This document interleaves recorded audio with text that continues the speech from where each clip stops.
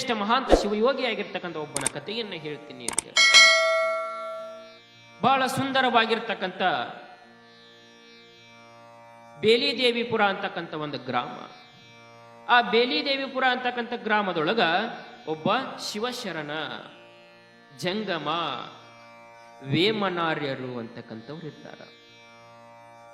ವೇಮನಾರ್ಯರ ಗುಣ, ವೇಮನಾರ್ಯರ ನಡವಳಿಕೆ ಹೆಂಗಿರ್ತೈತು ಅಂತಂದ್ರ, ಅವರ ದಿನನಿತ್ಯವೂ ಕೂಡ ತ್ರಿಕಾಲ ಲಿಂಗ ಪೂಜಕರು.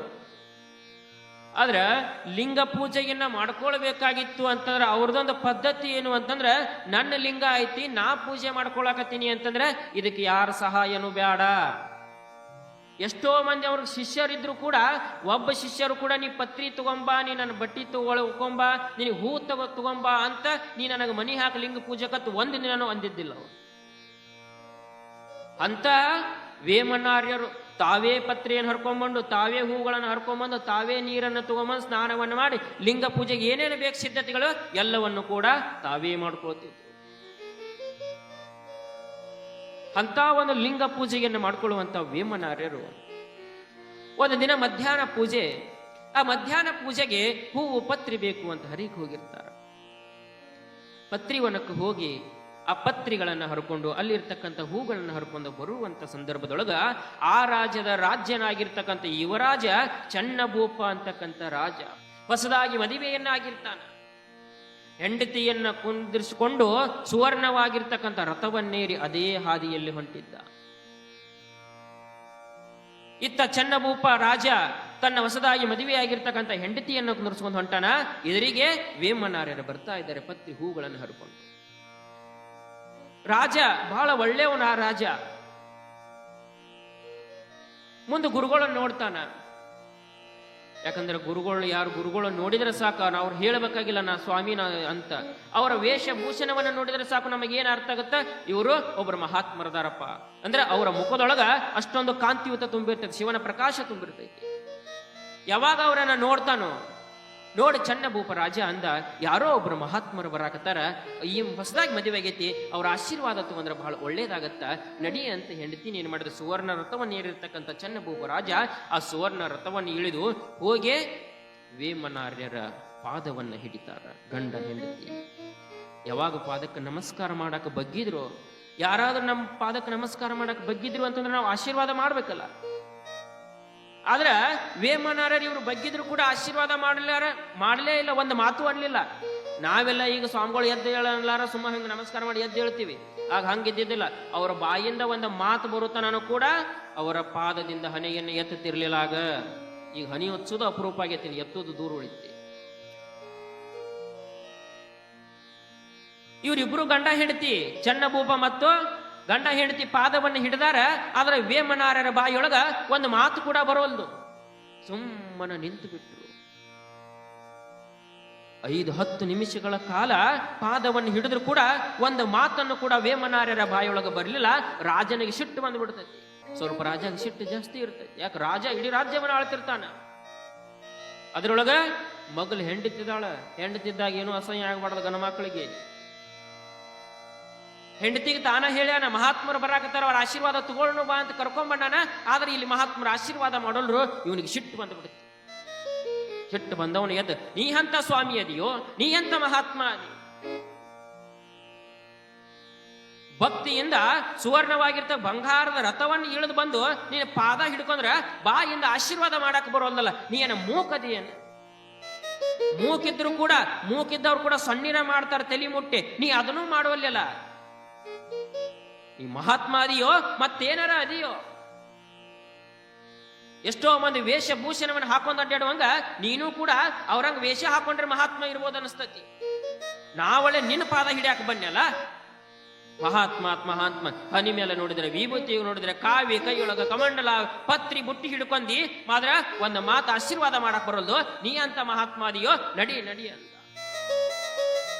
ಮಗ್ಲಿರ್ತಕ್ಕಂಥ ಹೆಂಡತಿ ಅಂತಾಳ, ರೀ ಹಂಗೆಲ್ಲ ಬೈಬೇಡ್ರಿ, ಏನೋ ಒಂದು ಕಾರಣ ಇರುತ್ತ. ಮಹಾತ್ಮರ ಮೌನ ಆಧಾರ ಅಂತಂದ್ರೆ ಅದಕ್ಕೊಂದು ಹಿಂದೆ ಕಾರಣ ಇರುತ್ತ. ಏನಂತ ಕೇಳೋಣ? ಅದನ್ನೇನು ಕೇಳ್ತಿ? ಅವ ಸ್ವಾಮಿನೂ ಅಲ್ಲ, ಅವ ಜಂಗಮನೂ ಅಲ್ಲ, ಮಹಾತ್ಮನೂ ಅಲ್ಲ, ಅವ ಬಾ ಅಂದ.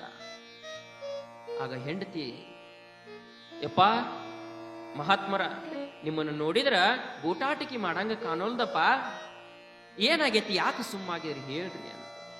ಆಗ ವೇಮನಾರ್ಯರ ಬಾಯಿ ತೆಗಿತಾರ, ವಾ ಮಗಳ, ಏನಂತ ಆಶೀರ್ವಾದ ಮಾಡ್ಲಿವ ನಿನಗ, ಏನಂತ ಆಶೀರ್ವಾದ ಮಾಡ್ಲಿ?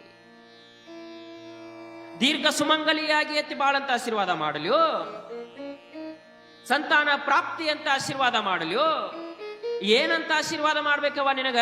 ನಾಳೆಯ ರಾತ್ರಿ ನಿನ್ನ ಗಂಡ ಸತ್ತು ಹೋಗ್ತಾನ, ಸಾಯುವಂತ ಹೆಣ್ಮಗಳಿಗೆ ಏನ್ ಆಶೀರ್ವಾದ ಮಾಡ್ಬೇಕು? ಮಹಾತ್ಮನ ಬಾಯೊಳಗೊಮ್ಮೆ ಏನಾದ್ರೂ ಬಂತು ಅಂತಂದ್ರ ಅದಕ್ಕೆ ಹುಸಿ ಇಲ್ಲ. ಮತ್ ಇವ ಸಾಯ್ತಾನ ಅನ್ನೋದು ಗೊತ್ತಿದ್ದು ಕೂಡ ನಾನು ನಿನಗೆ ಏನಾದ್ರೂ ಆಶೀರ್ವಾದ ಮಾಡಿದ್ರ ನನ್ನ ಮಾತು ಹುಸಿ ಆಗತ್ತೆವ್ವ, ಏನಂತ ಆಶೀರ್ವಾದ ಮಾಡಿ? ಯಾವಾಗ ವೇಮನಾರ್ಯರು ಹಿಂಗಂದ್ರು ಆಕೆಗೆ ದುಃಖ ತಳಂಗಲ್ಲ. ಆದ್ರೆ ಇವಂಗ ಕೋಪ ಬಂದಿರ್ತದ, ಅಹಂಕಾರ ಬಂದ್ ಬಿಟ್ಟಿರ್ತದ. ರಾಜಾಗ ನಡಿ ಆಶೀರ್ವಾದ ಮಾಡಕ್ ಬರೋಲ್ದು, ಬಾಯಾಗ ಮಂತ್ರ ಬರೋಲ್ದು, ಏನೋ ಒಂದು ಹೇಳಿಬಿಟ್ಟ, ಇವ್ರ ಮಾತು ಯಾರು ನಂಬುತ್ತಾರ ಅಂತ ಚೆನ್ನಬ್ಬ ರಾಜ ಹೆಂಡತಿನ ಕಡ್ಕೊಂಡು ದರದ ಹೇಳ್ಕೊಂಡು ಹೋಗ್ಬಿಟ್ಟಾರ. ವೇಮನಾರ್ಯರ ಶಿವ ಅನ್ಕೋತ ಮಟ್ಟಕ್ಕೆ ಬರ್ತಾರ. ಇತ್ತ ಕಡೆ ಅರಮನೆಗೆ ಹೋಗಿರ್ತಕ್ಕಂತ ಚೆನ್ನಭೂಪ ರಾಜ ಅವೇನ್ ಹೇಳಿದ ಹಂಗ ಹೇಳಿದತ್ತಿ ಮತ್ತೆ ತಲೆಯಾಗ ಹಾಕೋಲಿಲ್ಲ. ಆದ್ರ ಧರ್ಮ ಪತ್ನಿಯಾಗಿರ್ತಕ್ಕಂಥ ಹೆಂಡತಿ ಅದಾಳಲ್ಲ, ಗಂಡಿಗೆ ಏನಾರ ಆಕೈತಿ ಅನ್ನೋದು ಗೊತ್ತಾತು ಅಂದ್ರೆ, ಗಂಡಿಗೆ ಏನಾರ ಆಗೈತಿ ಅಂತಂದ್ರೆ ಬೆಳತನ ನಿದ್ದೆ ಮಾಡಂಗಿಲ್ಲ ಹೆಣ್ಮಕ್ಳು. ಈಕೆಗೆ ಬೆಳತನ ಎಲ್ಲ ಅದ ಚಿಂತಿ, ಅರಮನೆಗೆ ಹೋದ್ರು ಅದ ಚಿಂತಿ, ಊಟ ಮಾಡಕತ್ರು ಅದ ಚಿಂತಿ. ಅಂತ ಮಹಾತ್ಮರು ಹೇಳ್ಯಾರ, ನನ್ನ ಗಂಡಿಗೆ ಏನಾಗುತ್ತೋ ಏನು, ನಾನು ಒಂದಿಷ್ಟು ನಿಂದಿರ್ಲಿಲ್ಲ, ಅವ್ರನ್ನ ಏನಾಗುತ್ತೆ ಅದಕ್ಕೆ ಪರಿಹಾರನೂ ಕೇಳಿಲ್ಲ ಅಂತ ಗಂಡನ ಕಾಯಕತ್ಲು. ಗಂಡ ಎಲ್ಲಿ ಹೋಗ್ತಾನ, ಅವನಿಂದ ಹೋಗೋದು.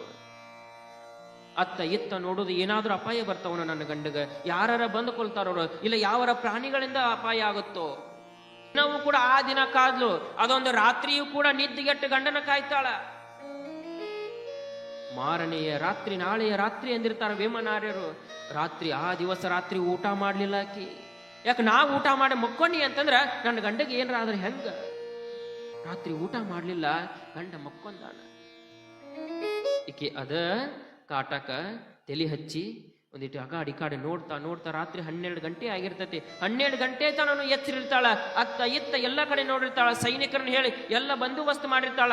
ರೂಮಿನೊಳಗೆ ಯಾವುದೇ ಒಂದು ಪ್ರಾಣಿ ಕೂಡ ಬರ್ಲಾರಂಗ ಏನ್ ಮಾಡಿರ್ತಾಳ ಅಂತ ಬಂದೋಬಸ್ತ್ ಮಾಡಿ ಆಕೆಯ ಮಂಚದತ್ತ ನಿಂತು ಕಾಯ್ತಿರ್ತಾಳ. ಒಂದು ಕ್ಷಣ 12 ಗಂಟೆ ಆಗಿರ್ತತಿ, ಏನಾತೋ ಗೊತ್ತಿಲ್ಲ. ಎಚ್ಚರಿರ್ತಕ್ಕಂತಹ ಆಕೆಯ ಪತ್ನಿ ಏನ್ ಮಾಡ್ತಾಳ ಅಂತಂದ್ರ ಒಂದಿಷ್ಟು ನಿದ್ದೆಗೆ ಜಾರ ಬಿಡ್ತಾಳ. ಯಾವಾಗ ಒಂದು ಕ್ಷಣ ನಿದ್ದೆಗೆ ಜಾರಿದ್ಲು, ಬಹಳ ಹೊತ್ತೇನಿಲ್ಲ, ಒಂದೇ ಒಂದು ಕ್ಷಣ ನಿದ್ದೆಗೆ ಜಾರಿರ್ತಾಳ. ಮತ್ ಹಿಂಗ್ ಎಚ್ಚರ ಆಗಿಬಿಡ್ತದೆ, ನೆನಪಾಗ್ತದೆ, ಎಚ್ಚರ ಆಗಿಬಿಡ್ತಾಳೆ. ಎಚ್ಚರ ಆಗಿ ನೋಡ್ಕೊಡ್ದ ಒಂದು ಘಟಸರ್ಪ ಬಂದು ಚೆನ್ನಭೂಪ ರಾಜನನ್ನ ಕಚ್ಚಿ ಹೋಗುತ್ತಿರುತ್ತೆ. ಬಿಡೋ ಅಂತ ಚೀರಳಕತ್ತಿ ಬಿಡ್ತಾಳ. ಆ ಪರಮಾತ್ಮ ಹೇಳಿದ ಮಾತು ನಿಜ ಆಯ್ತು. ಆ ಮಹಾತ್ಮರು ನಿನ್ನೆ ಹೇಳಿದ್ರು, ನನಗೆ ಕಾಪಾಡ್ಕೊಳಕ್ ಆಗ್ಲಿಲ್ಲ, ಒಂದು ಕ್ಷಣ ನಾನು ನಿದ್ದೆ ಮಾಡ್ಲಿಲ್ಲ ಅಂದ್ರೆ ನನ್ನ ಗಂಡನ್ನ ಕಾಪಾಡ್ಕೊಳ್ತೀನಿ. ದುಃಖದಿಂದ ಅಳತಾಳ. ಎಲ್ಲ ಇಡೀ ಅರಮನೆಯ ಜನ ಸೇರ್ತತೆ. ರಾಜ್ಯ ವೈದ್ಯರನ್ನ ಕರೆಸಿದಿ ನೋಡಿಸ್ತಾರ. ಬಾಯೊಳಗ ಬುರುಗು ಬಂದು ಚೆನ್ನಭೂಪ ರಾಜ ಸತ್ತು ಹೋಗಿರ್ತಾನೆ. ಎಲ್ಲರೂ ಕೂಡ ದುಃಖದೊಳಗ. ಮದುವೆಯಾಗಿ ಬಹಳ ದಿವಸ ಆಗಿಲ್ಲ, ಹೆಣ್ಮಗಳು ದುಃಖ ಅಳಾಕ್ ಶುರು ಮಾಡ್ತಾರೆ. ಪರಮಾತ್ಮ ನನಗೆ ಎಂತ ಕಷ್ಟ ಕೊಟ್ಟೆಪ್ಪ, ಮದುವೆಯಾಗಿ ಬಹಳ ದಿವಸ ಆಗಿಲ್ಲ, ಆದ್ರ ಗಂಡನ ತೀರಿಸ್ಬಿಟ್ಟಿಲ್ಲಪ್ಪ. ಏ ಪರಮಾತ್ಮ ಅಂತ ಪರಮಾತ್ಮನ ನೆನೀತಾ ನೆನಪಾಗ್ತದ. ನಿನ್ನೆ ದಿವಸ ಒಬ್ಬ ಮಹಾತ್ಮರ ನನಗೆ ಪರಿಚಯ ಆಗಿತ್ತು. ಆ ಮಹಾತ್ಮರು ಹೇಳಿದ್ರು, ನನ್ನ ಗಂಡ 12 ಗಂಟೆಗೆ ಸಾಯ್ತಾನಂತ. ಯಾರು ಸಾವನ್ನ ಬಲ್ತಕ್ಕಂಥವ್ರದಾರೋ ಅಂಥವರಿಗೆ ಆ ಸಾವನ್ನು ಕೂಡ ಕರುಣಿಸುವಂತ ಶಕ್ತಿ ಇರುತ್ತೆ. ನನ್ನ ಗಂಡನ ನಾನು ಚಿತೆ ಮಾಡಂಗಿಲ್ಲ, ಅವ್ರ ಹತ್ತಿರ ತುಗ ಹೋಗ್ತೀನಿ ಅಂತ ಗಂಡನ ಕರ್ಕೊಂಡು ವೇಮನಾರ್ಯರ ಮಟ್ಟಕ್ಕೆ ತಗೊಂಡ್ಬರ್ತಾಳೆ. ಯಾವಾಗ ಮಟ್ಟಕ್ಕೆ ತಗೊಂಬಂದ್ಲು ವೇಮನಾರ್ಯ ಅದಾಗೆ ಪೂಜೆ ಮಾಡಿ ಹೊರಗೆ ಬಂದು ಕುಳಿತಿರ್ತಾರ. ಬಂದು ವೇಮನಾರ್ಯರ ಪಾದದೊಳಗೆ ಚೆನ್ನಭೂಪ ರಾಜನನ್ನ ಹಾಕಿ ಕೈ ಮುಗಿದು ಕೇಳ್ಕೊತಾಳ. ಯಪ್ಪಾ ಪರಮಾತ್ಮ, ನಿನ್ನೆ ದಿವಸ ಹೇಳಿದ್ದಿ, ಆದ್ರ ನಿನ್ನ ಮಾತನ್ನ ಕಿವಿಗೆ ಹಾಕೊಳ್ಳಿಲ್ಲ. ನನ್ನ ಗಂಡನ ಅಹಂಕಾರ, ನನ್ನ ಗಂಡ ರಾಜ ಆದನನ್ನು ಅಹಂಕಾರದಿಂದ ನನ್ನ ಗಂಡ ಇವತ್ತು ಸತ್ವಿದ್ದಾನಪ್ಪ. ಸಾಯುವಂಥದ್ದು ನಿನಗೆ ಗೊತ್ತಾಗ್ತದೆ ಅಂತಂದ್ರ ಅವನ ಬದುಕಿಸುವ ಅಪಾಯ ಕೂಡ ನಿನಗೆ ಗೊತ್ತಾಗುತ್ತೋ, ಹೆಂಗಾದ್ರೂ ಮಾಡಿ ನನ್ನ ಗಂಡನ ಬದುಕಿಸಿಕೊಡು ಅಂತ ಗುರುಗಳ ಪಾದ ಹಿಡಿದು ಬೇಡಿಕೊಳ್ತಾಳ. ವೇಮನಾರ್ಯರಂತಾರ, ಯವ್ವ, ಆ ಶಿವಗೆ ಇಚ್ಛೆ ಆತು ಅಂತಂದ್ರ ರಾಜ ಆದ್ರೆ ಏನು, ಸಾಮಾನ್ಯ ಆದ್ರೆ ಏನವ, ಯಾರಾದ್ರೂ ಕೂಡ ಅವ ಕರ್ಕೊಂಡು ಹೋಗಮ್ಮ. ಅವನ ಕಾಲ ಮುಗಿದೈತಿ, ಅವ ತೀರ್ ಹೋದನ, ನಾ ಏನ್ ಮಾಡಕ್ಕಾಗತ್ತೆವ? ನಾನು ನಿಮ್ಮಂಗೊಬ್ಬ ಸಾಮಾನ್ಯ ಮನುಷ್ಯ, ನನ್ನ ಕೈಯಿಂದ ಏನಾಗತ್ತ? ಇಲ್ಲಪ್ಪ ನಿನಗೆ ಸಾವು ಗೊತ್ತಾಗೈತಿ ಅಂತಂದ್ರ ಬದುಕ್ಸೋದು ಗೊತ್ತಾಗತ್ತ, ನೀ ಏನ್ ಮಾಡ್ತೀಯೋ ಗೊತ್ತಿಲ್ಲ, ನನ್ನ ಗಂಡ ನನ್ನ ಬದುಕಿಸಲೇಬೇಕು ಅಂತ ಗಟ್ಟಿಯಾಗಿ ಪಾದವನ್ನು ಹಿಡಿದುಕೊಳ್ಳೋ ಅಂತ ಹೇಳಕತ್ತ.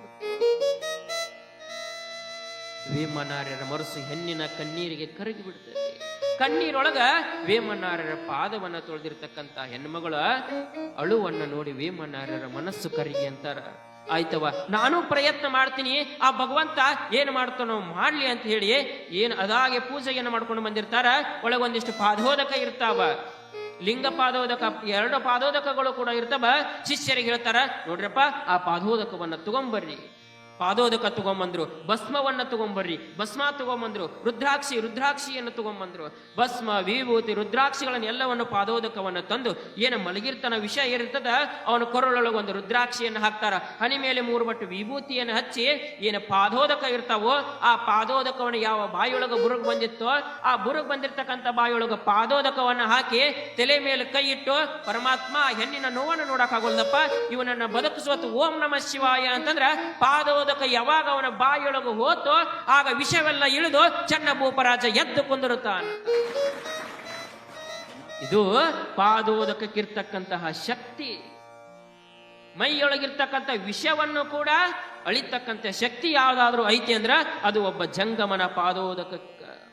ಯಾವ ಚನ್ನಭೂಪ ಅಹಂಕಾರದಿಂದ ಹೋಗಿದ್ನೋ ಅವ ಎದ್ದ ಮೇಲೆ ಗುರುಗಳ ಪಾದ ಹಿಡಿದಪ್ಪ, ನಿನ್ನೆ ದಿವಸ ನಿಮ್ಮ ಮಾತು ನನಗೆ ಅರಿಲಿಲ್ಲ, ಏನಾದ್ರೂ ನಾನು ನಿನ್ನೆ ದಿವಸ ನಿಮ್ಮನ್ನ ಅರಿತು ಒಂದಿಷ್ಟು ನಿಮ್ಮಲ್ಲಿ ಬೇಡ್ಕೊಂಡಿದ್ನಿ ಅಂದ್ರೆ ಈ ಪರಿಸ್ಥಿತಿ ಬರ್ತಿರ್ಲಿಲ್ಲಪ್ಪ.